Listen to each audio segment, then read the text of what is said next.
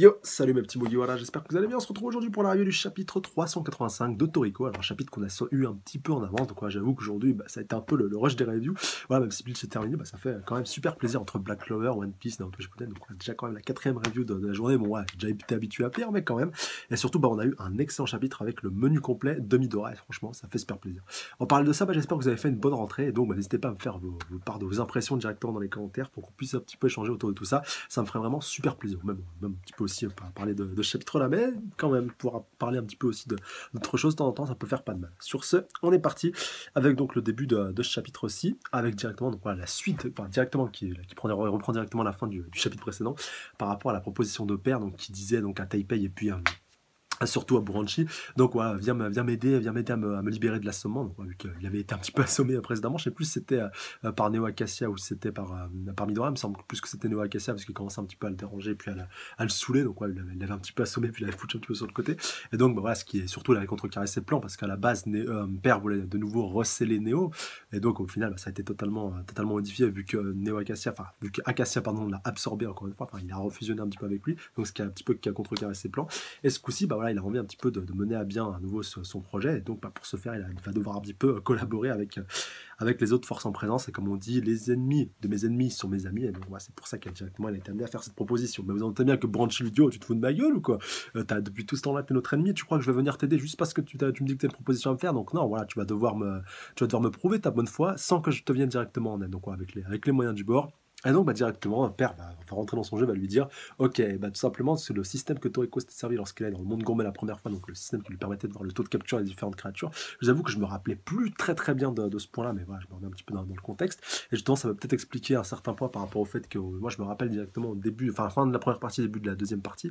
au moment en fait, on avait vu Guinness, si je dis pas de bêtises, déjà à l'époque, avec son taux de capture qui était de plus de 5000, qui était hyper élevé. Et donc, c'est possible que déjà à ce moment-là, le dispositif dont disposait Toriko, donc qui était du ressort de père, ça nous est révélé, était peut-être un petit peu trafiqué et bidouillé. Déjà, il était pas de toute façon, il n'était pas totalement d'origine, vu que comme Toriko va nous l'apprendre un petit peu après, il y avait des informations à Neo, concernant Neo, donc à l'intérieur. Mais par rapport au taux de capture de Guinness qu'il affiche, je m'explique. C'est vrai que Guinness nous était un petit peu vendu à ce moment-là. Alors, je sais pas si l'auteur avait prévu de créer donc le dragon de Deluos à ce moment-là, mais Guinness nous était présenté comme étant la créature possédant le taux de capture le plus élevé de tout le monde gourmet, donc Neo excepté, donc qui est supposé avoir un taux de capture encore plus ouf, comme ça va être mentionné un petit peu après avec le dernier échange entre Toriko et Buranchi. D'ailleurs, on n'a pas eu la confirmation, mais voilà, j'aimerais bien que le chiffre tombe, parce que franchement ça serait pas mal. Mais bref, quoi qu'il en soit, j'ai l'impression que cette donnée est un petit peu erronée à l'époque, vu qu'on a eu les taux de capture des différents, des 8 rois récemment, et que du coup on apprend que Deluos a un taux de capture un petit peu supérieur. Donc je me demande si c'était pas un petit peu trafiqué, ou si c'est l'auteur qui a décidé de changer un petit peu ses plans. Quoi qu'il en soit, mais en tout cas le capteur, le Riddle Chapter était possédé par Toriko à ce moment-là, et donc il le confirme encore plus avec les informations de Neo qu'il possédait déjà à l'époque, et surtout par rapport au fait que Père est la seule personne à pouvoir arrêter Neo, et donc que déjà à l'époque il avait beaucoup d'informations compromettantes un petit peu par rapport à Neo, et qu'au final, s'il y a une seule personne qui peut contrer un petit peu les plans de notre cher Neo Acacia, c'est bien lui. En tout cas qui peut y aider, car comme c'est mentionné dans le chapitre, la seule personne en ce monde possédant quelques infos sur Neo, ce pourrait bien être lui, puisqu'il peut, par le passé, il a mangé directement Acacia. Donc ça nous est aussi directement révélé un point, encore une fois, assez important, et donc peut-être qu'il a mangé, donc il a permis du coup de sauvegarder un petit peu son corps, là où il était un petit peu estropié. C'est vrai que cette partie-là est encore assez obscure. Je sais pas d'ailleurs si on aura le temps de pouvoir un petit peu plus l'explorer pour apprendre un petit peu ce qui s'est passé depuis la fuite d'Acacia après la mort de Froze, voilà, sa disparition un petit peu inexpliquée jusqu'à son retour. Enfin voilà, ça nous a été un petit peu sous-entendu, mais on n'a pas eu l'explication vraiment dans le détail. Peut-être que ça surviendra un petit peu après quand on aura les big grosses révélations qui vont s'enchaîner. Mais quoi qu'il en soit, on va pas être trop centré là-dessus, car comme on va le voir un petit peu après avec Toriko, donc qui vient un petit peu justifier tout ça, et donc avant qu'on retourne du côté de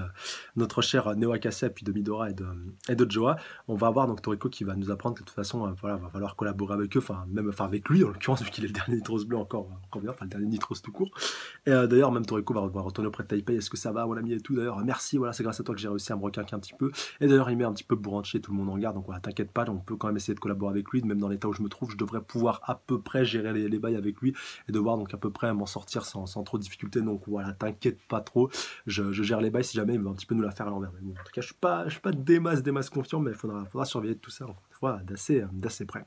Et comme on va le voir donc directement après, puis de toute manière, le niveau de Neo, voilà, il est un petit peu devenu incommensurable. Enfin, Neo Acacia, avec son taux de capture, est devenu complètement ouf. Donc il a même su, voilà, comme le dit Toriko, on aura besoin de l'aide des 8 rois, on aura besoin de l'aide de toute l'aide disponible pour pouvoir en venir à bout, parce que voilà, il est devenu beaucoup trop puissant son niveau de capture. Et voilà, juste un truc de fou. Donc c'est quoi? C'est 10 000, c'est 1 million, parce que je crois le plus puissant, je crois que c'était le roi Baleine Moon avec plus de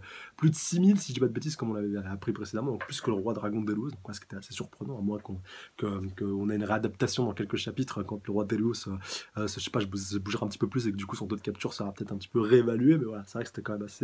assez surprenant de pas le voir directement au sommet de la chaîne alimentaire au niveau du taux de capture, et puis voilà, vu qu'il est censé être le membre des 8 rois les plus puissants. Puis d'ailleurs, voilà, Toriko insiste bien sur ce point-là par rapport aux 8 rois, donc voilà, qui sont encore vivants, donc comme quoi ils auront vraiment besoin de leur aide, et puis surtout du gros laser, notre roi dragon de Delos. Et comme on va le voir donc un petit peu après, on va enchaîner avec du coup le retour sur Neo Acacia et puis Midora, donc avec le début de l'affrontement titanesque entre les deux, qui n'est pas sans rappeler encore une fois. C'est d'ailleurs, j'ai eu beaucoup de plaisir à le lire, parce que vous allez voir que ça va être directement lié avec ce qui va se passer après, avec l'affrontement entre Midora et Joa, enfin l'affrontement Midora à Neo Acacia, et puis après plus centré quand même sur Joa, mais qui va être quand même pas mal lié avec le combat contre Ichiryu, et plus particulièrement le chapitre 249, donc je vous invite à aller le rechecker si vous voulez vous remettre un petit peu dans le bain, surtout par rapport à tout ce qui touche au niveau du Minority World, dont Midora justement va se resservir, alors que c'est une technique d'Ichiryu à la base. Voilà, je vous remets un petit peu dans le bain. Mais avant, donc on arrive à cette partie-là assez hyper importante et qui va prendre les 3 quarts donc, du chapitre, et qui va justifier le titre par rapport au menu complet de notre cher Midora. On va revenir un petit peu avant donc sur Neo Acacia, donc voilà, qui est un petit peu en train de savourer. Alors je sais pas, il est un petit peu allongé, je crois au niveau du sol, il est en train peut-être d'absorber des cellules qu'on met, enfin voilà, il est tranquille. Pepper il dit oh, voilà, cette sensation, je suis encore plus puissant que les 8 rois, j'avais jamais ressenti ça et tout, voilà, je me sens plus pété. Et d'ailleurs, comme il va le dire, déclarer lui-même, ah putain, c'est dommage, je croyais que mes paix étaient plus mortelles que ce que je pensais. Voilà, voilà, simplement le fait de péter, j'aurais pu suffire à te buter, donc Midora, mais voilà, en l'occurrence, il semblerait que tu sois un petit peu plus tenace. Donc voilà, le mec, vraiment, désolé du jeu de mots dégueulasse, il se sent plus pété. Enfin voilà, c'est vraiment, il se croit un petit peu trop puissant. Et justement, il risquerait bien d'avoir des surprises très prochainement, surtout si Toriko commence un petit peu à se bouger et son derrière et à libérer son 3e démon, voilà, comme on a tous envie de le voir, et de voir un petit peu ce que ça pourrait donner. Même si c'est vrai qu'à l'heure actuelle, Neo Acacia, surtout avec sa nouvelle forme, on peut pas trop voir justement qu'est-ce qui pourrait justement aller lui poser problème. À part donc bien entendu, comme le déclarait Toriko précédemment,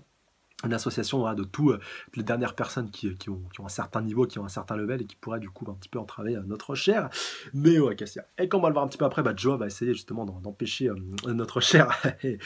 Midora de s'en prendre à Neo Acacia, même si dans un premier temps, j'allais dire Neo, non, plus Acacia, vu que c'est lui qui contrôle un petit peu tout ça, va lui envoyer justement un gros coup de punch. Alors j'ai plus tout à fait le nom en tête, mais bon, voilà, tellement de techniques dans Toriko, c'est abusé. Donc ouais, pour essayer, d'ailleurs on l'avait vu justement, je crois dans le chapitre précédent, avec sa grosse main qui est assez gigantesque, et qui du coup allait s'éclater sur Midora, et qui du coup va lui un petit peu leur envoyer tout ça à l'envoyeur, donc grâce au Minority World,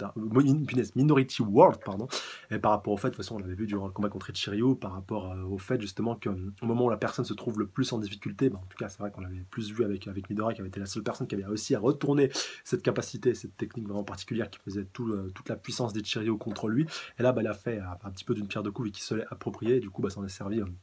en meilleur moment, vu que voilà, ce qui était un petit peu le plus probable était sa mort, était son décès par cette attaque-là, et donc il s'en est servi un petit peu à son avantage pour pouvoir le retourner l'attaque à l'envoyeur. Au final, Neo Acacia se fait un petit peu surprendre. Mais entre-temps, notre petite Joa qui a été, surtout en plus avec sa forme démon, voilà, vu que sa forme classique, elle a 3 formes, il a 3 formes. Joa a sa forme, la forme un petit peu qu'on le connaît, donc avec le visage de Frozen, mais un petit peu tout modifié. Il a sa forme Frozen, voilà, où il arrive à reprendre un petit peu l'apparence physique de Frozen, d'ailleurs qui a posé pas mal de difficultés à Midora, et il a sa troisième forme que j'appelle un petit peu la forme démon appétit, où donc il change un petit peu du tout au tout, donc on a un peu l'impression que son démon appétit se ressort un petit peu de son corps, enfin s'il en a, c'est vrai que c'est encore une fois assez abstrait, avec donc ses cheveux qui changent un petit peu de couleur, et donc il est dans cette forme là quand il décide d'attaquer Midora dans le chapitre aussi. D'ailleurs on le voit directement avec son couteau, qu'en fait au moment où Midora avait voulu un petit peu essayer de renvoyer l'attaque à l'envoyeur sur Neo Acacia, il s'est fait un petit peu surprendre, donc avec le couteau de Joa qui était posé directement sur son front, donc qui lui dit maintenant ça y est, t'es condamné, tu vas te faire avoir, je vais débuter. Et justement, c'est à partir de ce moment-là que la partie intéressante de ce chapitre commence, ce qui va être en 2 parties sous il y a 2 niveaux de lecture dans le chapitre, c'est ça qui est complètement fou. Les 2 ils sont dans leur délire. T'as Midora qui est dans son délire, et t'as Joa qui est dans son délire par rapport à toutes les techniques qu'il va enchaîner, qui va dire ah tiens ça marche pas et tout, poison et tout, voilà, il va vraiment tenter beaucoup de choses. Et pendant ce temps-là, t'as Midora qui va nous déballer au fur et à mesure des différentes attaques de Joa, tous les différents composants de son menu complet. Et j'ai pris la peine, bien entendu, vu que je fais bien mon boulot quand même, faut pas déconner, de noter donc tous ces ingrédients, et donc directement en quoi ils sont Ils sont liés avec donc les différents ingrédients qui constituent le menu complet de notre cher Midora et donc qui sont totalement liés. Bon, même si c'est un menu complet totalement loufoque et totalement ubuesque et exceptionnel et spécial, ce qui est tout à fait à la hauteur de notre cher Midora, voilà, qui lui aussi est un cas spécial et un cas à part. Et bien entendu, il ne pouvait pas avoir un menu complet comme tout le monde, bien entendu. Même si c'est vrai que j'étais assez surpris, mais pas du tout déçu quand tu vois la finalité, quand tu vois quand même la finalité, il a quand même pas mal de gueule, il faut bien le souligner. Alors on démarre directement avec les hors-d'œuvre, donc avec les différents types d'attaques, et donc voilà, comme avec Joa qui continue un petit peu de l'enchaîner, donc je vais pas trop insister là-dessus, mais dans l'ordre on a eu l'heure d'œuvre avec la rencontre avec Froze, donc qui est quelque chose de très important pour lui, là où tout a commencé, là où tout simplement il s'est lié un petit peu d'amour, ouais c'est vraiment de l'amour maternel, enfin de l'amour mère-fils, directement qu'on a entre Midora et puis Froze, enfin on avait déjà vu à l'occasion donc du gros flashback qu'on avait eu sur le passé de Midora, enfin passé de Midora, d'Ichiryu, de Jiro et puis de Froze et d'Acacia, voilà le flashback qui les concernait tous, mais en tout cas voilà, là ça nous incite vraiment sur ces différents points, ça fait super plaisir. Donc on a sa rencontre avec Froze qu'il avait sauvé à un moment donné où il était vraiment très très affaibli. Je crois d'ailleurs qu'il était orphelin. Enfin, même au début il parlait pas beaucoup et donc voilà, Froze qui s'était montré directement très prévenante à son égard. Donc voilà, c'est un point marquant pour lui. Donc hors d'œuvre, le début de ce menu complet. On enchaîne avec la soupe qui est la charité de Froze qui a toujours été là pour prendre soin de lui, penser ses blessures. Voilà, prendre soin de lui, le soigner, lui voilà un petit peu prendre. Ouais, et puis aussi surtout lui donner de la soupe, voilà, ça aussi c'était un point assez important parce que voilà, c'est censé être la soupe, et donc il se rappelle de la toute première soupe que Frozen lui a fait goûter après qu'elle l'ait recueillie et qu'elle l'ait un petit peu soignée, donc ouais, tout ça est directement lié. On enchaîne avec le poisson qui est la chaleur et la famille, donc le fait que par la suite elle lui ait présenté toute la famille, donc en l'occurrence Ichiryu et Jiro qui étaient quand même assez jeunes, qui étaient des beaux jeunes hommes, et puis aussi Acacia, donc le fait qu'il ait directement trouvé sa première famille, sa vraie famille, voilà, cette famille qu'il a envie de retrouver et qui lui a tant manqué donc dernièrement et qui a fait qu'il a créé la Gourmet Corp et tout ce qui tourne un petit peu autour de ça. Donc voilà, la chaleur du cocon familial, c'est un petit peu qui lui manque et qui constitue son poisson. On enchaîne avec la viande, qui sont les baisers de Frozen. Donc voilà, il n'y avait rien à voir de pervers, mais c'est juste que tous les soirs, il avait ce petit rituel avec Frozen, un petit peu comme une mère avec son enfant qui venait un petit peu le bercer, lui faire un bisou sur son front. Donc voilà, c'était quelque chose qui était très important pour lui. Donc voilà, ça c'est quelque chose quand même qui l'a beaucoup marqué et qui justement représente l'ingrédient le plus important pardon, que j'articule, de son menu complet. Après bien entendu le plat principal, donc avec la viande c'est quand même important, même si un plat principal peut être une viande et que tu peux avoir de viande dans ton menu complet, mais bon, il faut quand même insister sur ce point là. Alors le plat principal je vais le garder pour la fin, même s'il il intervient juste après. Donc je peux le garder pour avant la fin parce que c'est vrai que la boisson clôture bien le tout. Mais on a juste après, donc un petit peu après, la salade, donc qui sont les encouragements de Frozen, donc qui le soutenait vraiment dans tout ce qu'il faisait pour qu'il devienne vraiment un bon gourmet hunter, pour qu'il justement il continue un petit peu de perpétrer toute cette tout ce que justement elle et puis Acacia est en train de mettre en place, donc voilà, avec la cuisine, avec les plats, avec tout ce qui tourne un petit peu autour des cellules gourmets, le fait de transmettre aussi, voilà, de pouvoir donner de la bonne cuisine et puis de la bonne nourriture à tout le monde, que ça puisse être accessible à tous, comme les plus riches, comme les plus pauvres, ce qui était vraiment un petit peu l'objectif et le credo on pourrait le qualifier comme ça de Frozen, donc qui s'est un petit peu approprié et puis qui surtout il a bien voulu le garder.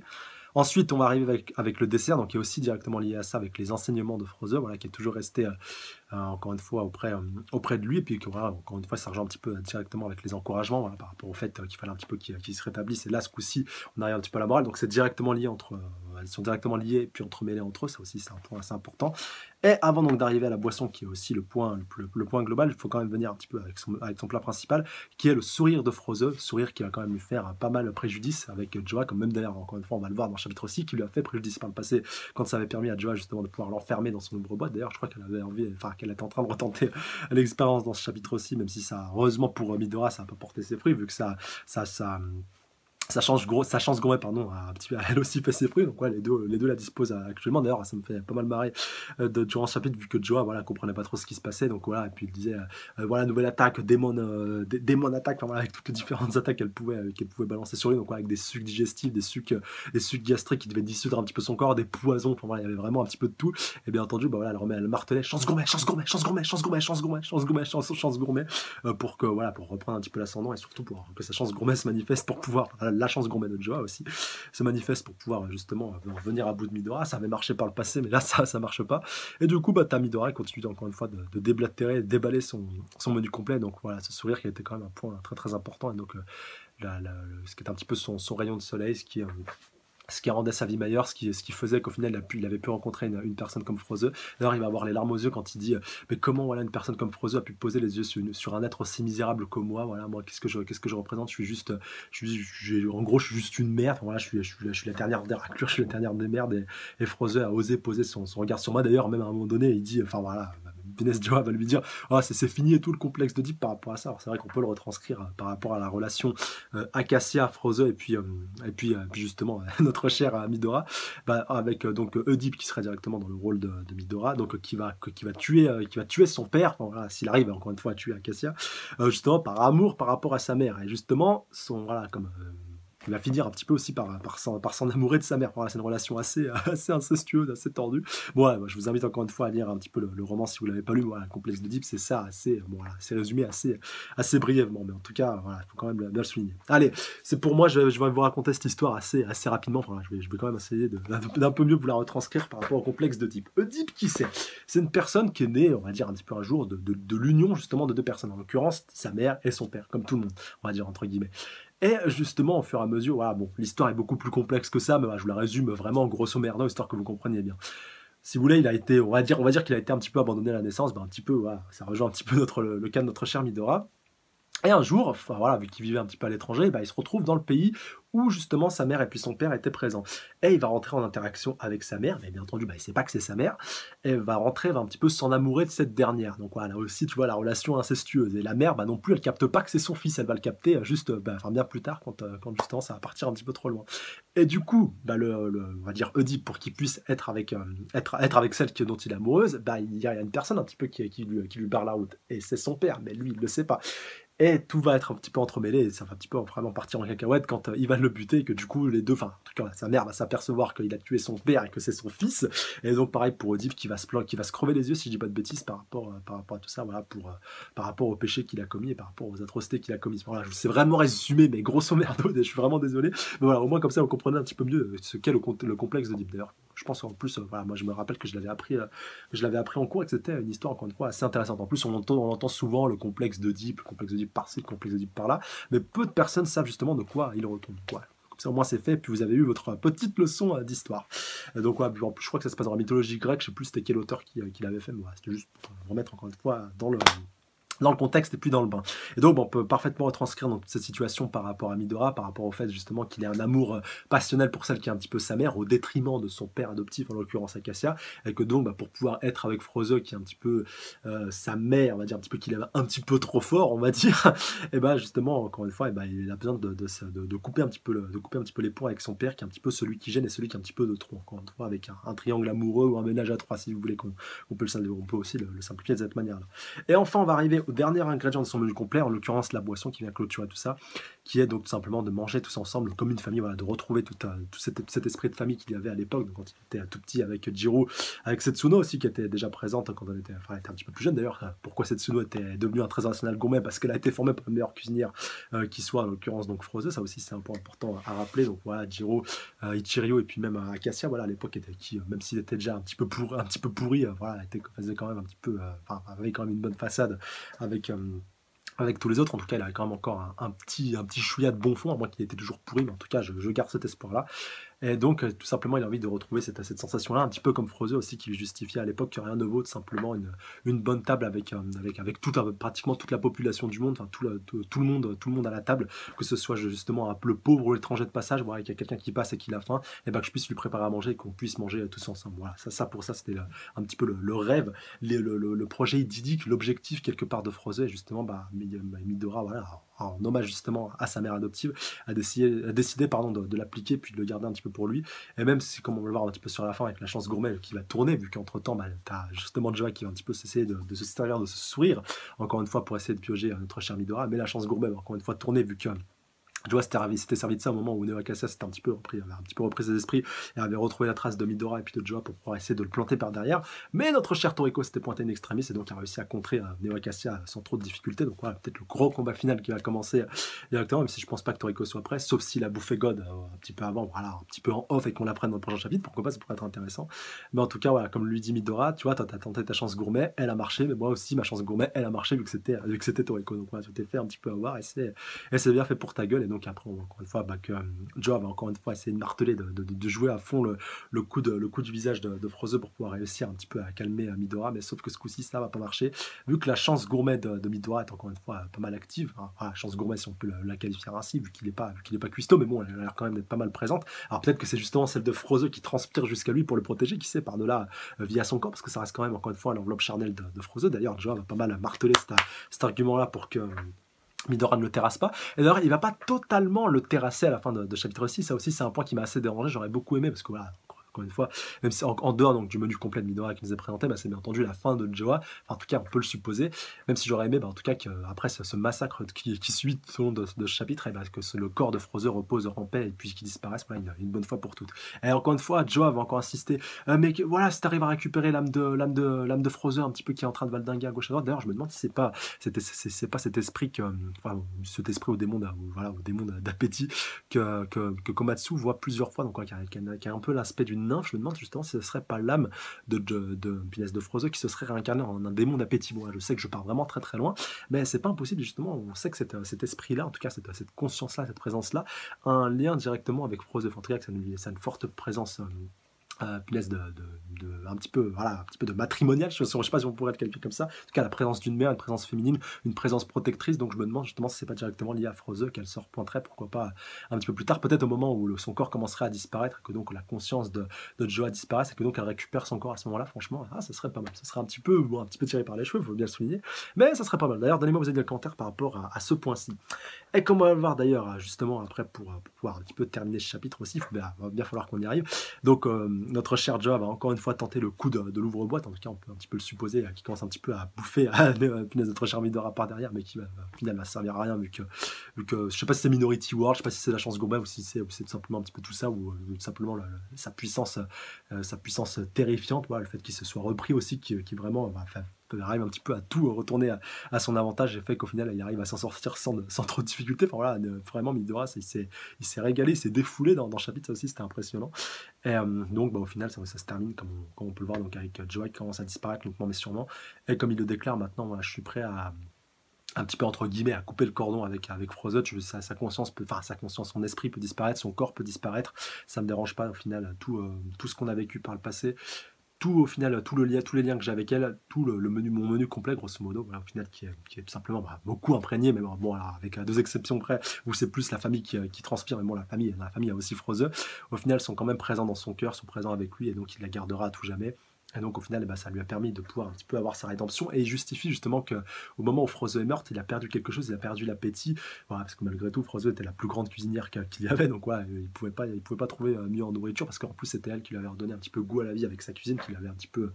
fait un petit peu revivre, c'était une renaissance, et donc au moment où elle est morte, il est un petit peu mort une nouvelle fois, et donc c'est pour ça qu'il a un petit peu sombré du côté obscur, qu'il appréciait plus rien, qu'il avait plus du tout la joie de vivre, qu'il a été amené à faire un petit peu des mauvaises choses aussi quelque part, ouais, un petit peu par dépit et puis par déception. Et donc maintenant qu'il s'est un petit peu repris, aussi que Toriko et puis Komatsu sont assez intervenus, sont rentrés un petit peu en relation avec lui, voilà, sont rentrés un petit peu dans sa vie aussi, on peut le qualifier comme ça. Et puis aussi la mort d'Ichiryu, il ne faut pas oublier qu'elle a quand même eu un rôle assez important, je pense, par rapport à ça. D'ailleurs, il est indirectement responsable, mais il n'a pas tué lui-même, ça aussi c'est un point important à rappeler. Et maintenant il a un petit peu à cœur de se racheter, et donc il vit un petit peu sa vie comme il l'entend, et encore une fois son libre arbitre, il n'a pas encore une fois pour objectif de vivre éternellement, ou d'éradiquer encore une fois une bonne fois Neo Acacia ou Joa, même si c'est ce qu'il va faire, voilà, mais je veux dire c'est pas quelque chose qui lui tient absolument à cœur, voilà, il veut simplement faire ce qui lui plaît, comme il a toujours fait, et donc aussi essayer pourquoi pas de conserver encore une fois la pensée de Froze, essayer de pourquoi pas la faire survivre le plus longtemps possible, pourquoi pas la faire hériter aux générations futures. Bon voilà, je pars un petit peu loin, mais si justement l'héritage de Froze pouvait encore une fois se transmettre, je pense qu'il serait ravi, et que voilà, ce serait le premier à tout faire pour que ça puisse se faire, pourquoi pas. D'ailleurs, comme le disait Froze, voilà, pour elle, ça n'a absolument aucun intérêt. Elle fait sa cuisine juste pour elle. D'ailleurs, Neo Acacia devrait en prendre un petit peu, devrait un petit peu, voilà, c'est un petit peu aux antipodes de sa pensée à lui, qui est juste, voilà, de tout pour moi, en mode gros goinfre, je veux tout bouffer, je veux rien laisser aux autres et tout. Alors qu'elle, simplement, voilà, c'était juste le partage, le fait, voilà, d'en donner au plus de monde possible, voilà, que tout le monde puisse manger à sa faim. Ça, pour elle, c'était vraiment son principal objectif. Et justement, par rapport à cet héritage qu'elle a légué un petit peu à Midora, comme il le précise bien dans cette fin de chapitre, la paix, voilà tout ce que Froze désirait, que tout le monde s'assoie autour de la table du repas joyeux, tel était son rêve, et il peut encore se réaliser. Bon, ça c'est quand Joa justement reprend un petit peu le contrôle de son corps, histoire un petit peu de le perturber. Donc voilà, là on a un petit peu le twist final de ce chapitre. qui au final n'aura servi à rien vu que Midora reste quand même sur ses positions et qu'il avait un petit peu anticipé, et surtout le fait qu'au final ça lui fasse plus rien et que voilà, elle aura beau tenter tout ce qu'elle voudra, enfin il aura beau, désolé hein, vraiment avec Joa j'ai vraiment du mal à le considérer comme une femme, surtout voilà, qu'en plus il a changé de sexe, mais bon il a le corps de Frozen donc ça me perturbe un petit peu, mais quoi qu'il en soit ça sert à rien vu que Midora voilà, maintenant arrive à faire face au visage de Frozo, et c'est cette façon que c'est pas elle qui est présente, elle est présente dans son cœur de toute manière, et peut-être justement que son âme et son esprit sont présents aussi pas très très loin, et s'il pouvait pourquoi pas les récupérer, ça pourrait être sympa, enfin imaginez, ça pourrait peut-être devenir son démon d'appétit, bon après être démon, encore une fois t'as bien grand mot, mais ça pourrait elle pourrait pourquoi pas se réincarner dans son corps, ça aussi ça serait assez sympatoche. Et surtout, point très très important, c'est le renoncement au final de Midora à son menu complet. D'ailleurs, il le dit bien à Joa au moment où en fait, il commence un petit peu à trépasser, voilà, vu qu'il est en train de partir avec quelque chose de Frozen. Donc il l'a quelque part au fond de son cœur, mais voilà, jamais il le ressortira. C'est quelque chose qui garde un petit peu au plus profond de lui, mais c'est plus quelque chose qui sera présent, qui sera ressorti un petit peu au grand jour. Encore plus avec l'ingrédient final, donc en l'occurrence la boisson qui vient un petit peu le clôturer, par rapport au fait voilà, de retrouver un petit peu sa famille et d'échanger un repas avec eux. C'est plus vraiment possible, à part s'il arrive à se forger une nouvelle famille. C'est pour ça d'ailleurs que j'espère qu'il survivra à tout ça, qu'il survivra à ce combat final. Après, on peut aussi l'interpréter par rapport au fait que voilà, il pourra plus jamais le ressortir par rapport au fait qu'il va bientôt mourir. On peut aussi l'interpréter de cette manière-là. Mais j'espère vraiment voilà, qu'il se trompera et que justement il pourra réussir à le ressortir voilà, au dernier moment, en tout cas la boisson, avec un petit peu une réunion avec donc les 4 Bishukoya, avec Toriko, avec Starjun, avec tous les autres, voilà, et qu'à la fin ils pourront échanger un petit peu autour d'une bonne tablée et préparée par Komatsu qui pourra leur donner, je pense, un petit peu de punch et puis un petit peu de peps. Mais voilà, j'espère vraiment en tout cas que Midora trépassera pas, même si, voilà, encore une fois, ça sera une belle manière de boucler la boucle et que tous trépassent une bonne fois pour toutes. Donc voilà, l'ancienne génération, voilà, que ce soit Setsuno, voilà, Jiro et puis Chireo qui ont l'air d'être morts un petit peu pour de bon, Acacia aussi qui va pas tarder lui aussi, je pense, à claquer. Et donc voilà, vraiment que tout cela puisse se réunir, voilà, et puis aussi enfin Frozo qui pourra enfin reposer en paix avec tous ses amis, puis avec toute sa famille, bien entendu, c'est le plus important. Et ultime point très très important, donc voilà, ce coup-ci qui vraiment va clôturer ce chapitre par rapport au fait justement que Joa lui dit allez non s'il te plaît fais-le pas et tout ce corps c'est tout ce qui reste de Frozen, ne fais pas ça, ne fais pas ça. Et donc vraiment Midora après qui insiste, non mais je te dis voilà j'ai mon menu complet en moi, voilà t'inquiète pas, et surtout mes sentiments continuent de mûrir, c'est-à-dire qu'il a encore voilà comme il le dit, j'ai encore un petit peu d'amertume par rapport à la situation, enfin par rapport à Frozen, par rapport à sa cuisine, donc voilà, il continue encore une fois de changer, il a encore une fois pas tout à fait terminé sa rédemption, parce que c'est quand même une rédemption qu'il est en train de faire par rapport à tout ce qu'il a fait avec la Gourmet Corps et tout ce qui est un petit peu autour de ça. Enfin, voilà, il est quand même pas clean, mais quand même, voilà. Bon, après, c'est pas le plus pourri non plus. Il est loin d'être aussi pourri qu'Acacia, alors qu'au début du manga, on n'aurait jamais dit ça. Mais en tout cas, voilà, ça fait super plaisir, et surtout j'ai envie de voir la finalité jusqu'où l'auteur va amener notre cher Midora, et franchement encore une fois j'espère qu'il s'en tirera. Sur ces bonnes paroles, j'attends vos réactions que vous avez dans les commentaires par rapport à ça, donc après cette victoire sans appel, ça aussi il faut bien le souligner, de Midora face à Joa. Alors est-ce que vous pensez que ça y est, pour Joa c'est terminé,